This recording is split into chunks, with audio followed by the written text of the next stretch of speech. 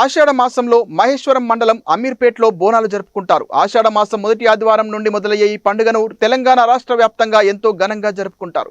ముఖ్యంగా హైదరాబాద్, సికింద్రాబాద్లలో ఈ వేడుకలు వైభవంగా జరుగుతాయి. ఈ పండుగలో భాగంగా మహిళలు అమ్మవారికి నైవేద్యంగా సమర్పించేందుకు బోనాలను సిద్ధం చేసుకుని తలపై పెట్టుకుని ఊరేగింపుగా ఆలయాలకు వెళ్తారు.